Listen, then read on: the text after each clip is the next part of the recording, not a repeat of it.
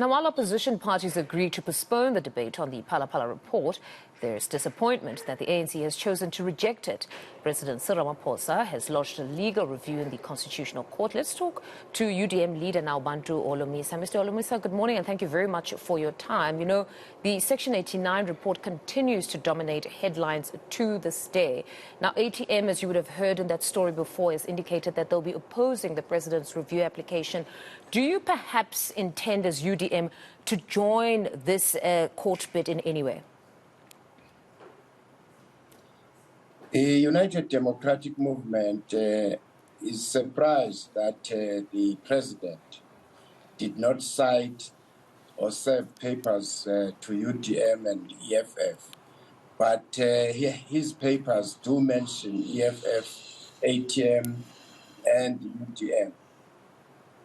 We have just said yesterday, we said to our lawyers, check whether we can join the ATM or be friends of the court. So they are still looking into that. And you played a significant role as well because you're among those that had produced evidence. So one would have assumed that you would have been cited.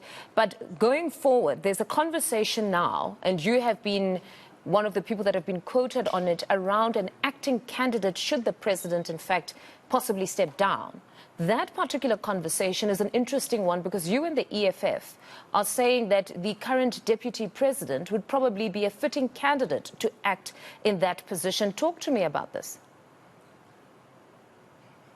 Well, I'm not aware about those discussions, but common sense tells us that if there is a deputy president who has not been fingered or charged, automatically, if something happens to the president, that deputy would assume duty.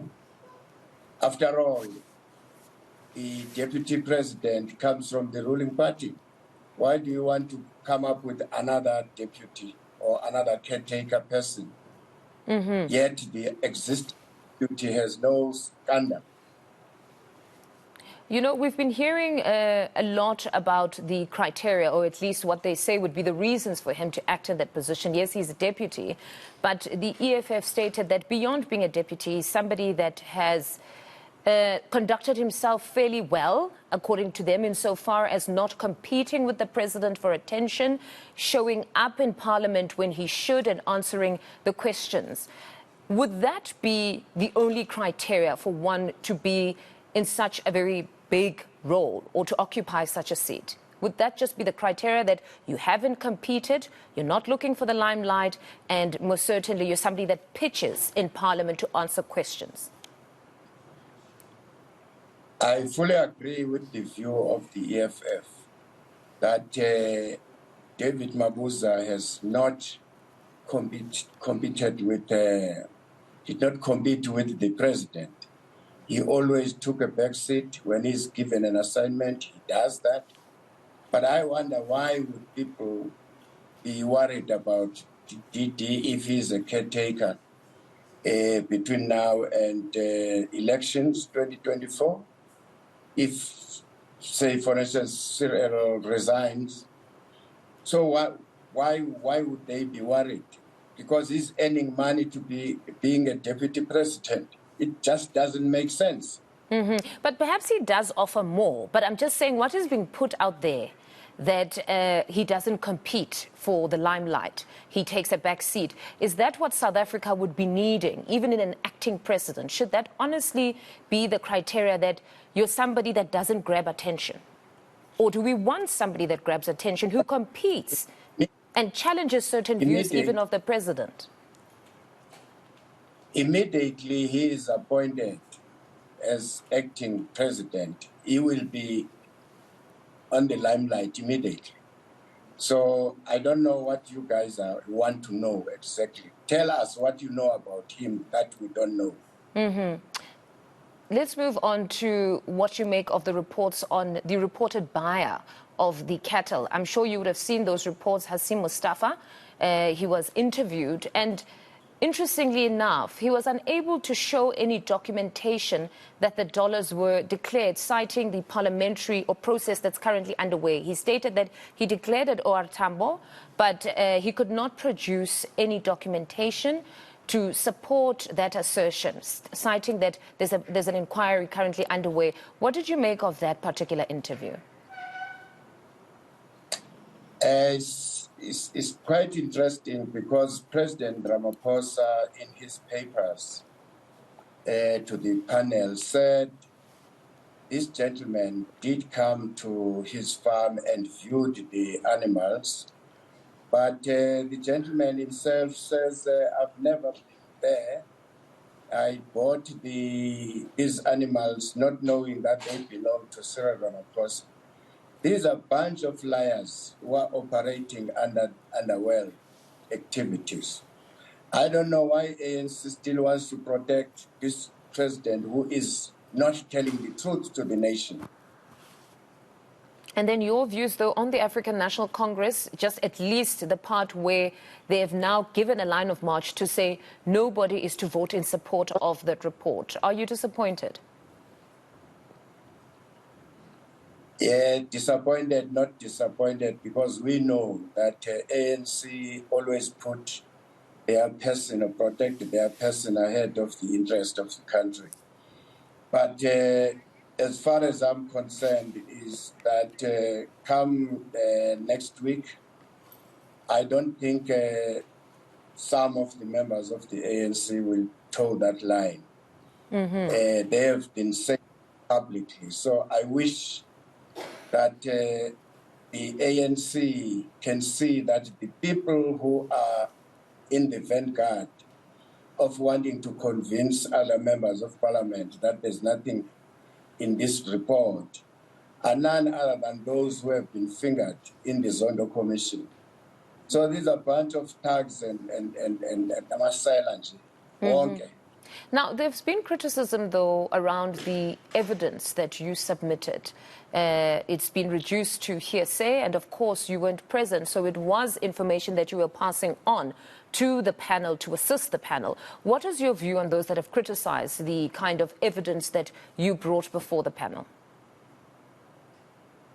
No, the evidence we brought to the panel, remember, that was the statement, second statement from Fraser, which he said he has given it to the police. I was asking the panel as to whether they cannot also look into this matter. But I'm optimistic that there is no court which can give Cyril Ramaphosa an order where he wants to hijack a program of parliament.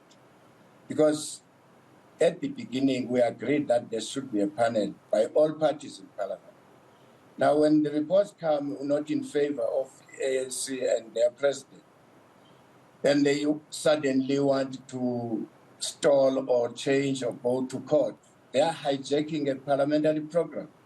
I'm happy also that Judge Ngobo said he is not interested to go to court and defend this report. The parliament must go and defend their report. It would be interesting as to whether the speaker, who has been cited, he would consult other parties in parliament to get our view, or whether she will just keep quiet. So your view stands that.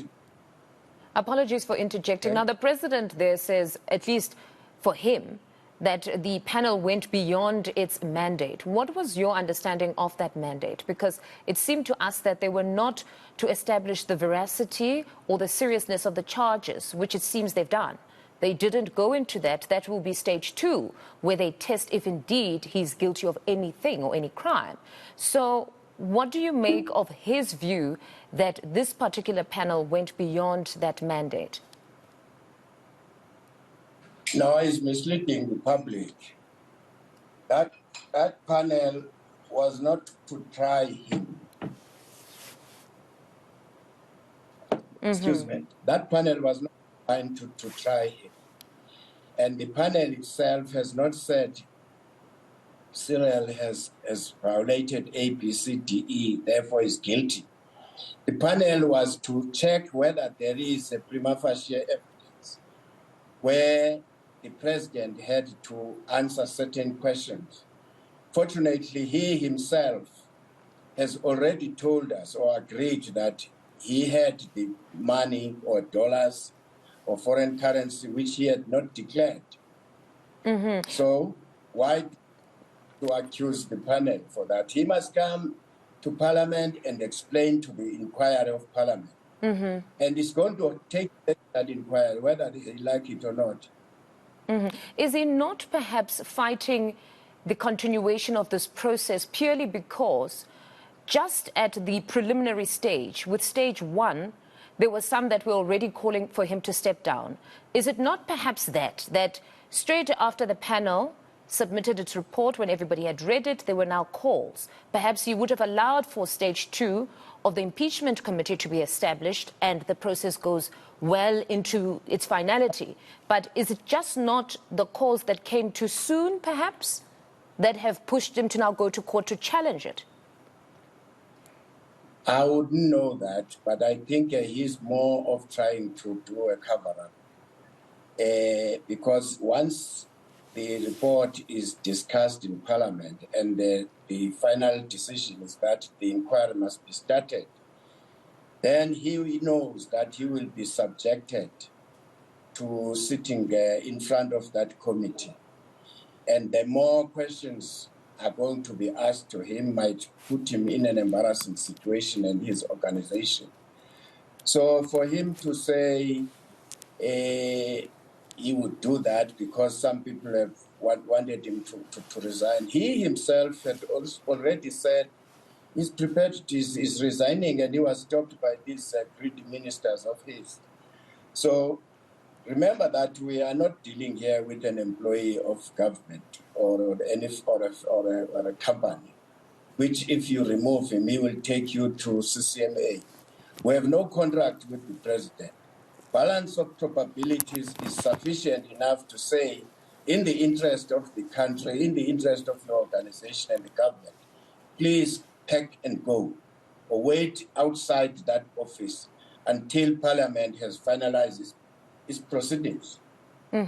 Would we not be robbed, though, if the process doesn't go all the way? If he were to, is it not an easy way out if he were to resign immediately without the process? Because many of the opposition parties in Parliament are saying that you want the process purely to establish what exactly happened. Would you not be robbed of the truth if he were to quickly pack and go? Well, I'm not sure if the South African government and the Parliament of South Africa would not still want to summon him to get deeper into this, because there are some institutions of the state which have been used wrongly. So that inquiry can still continue as far as I'm concerned.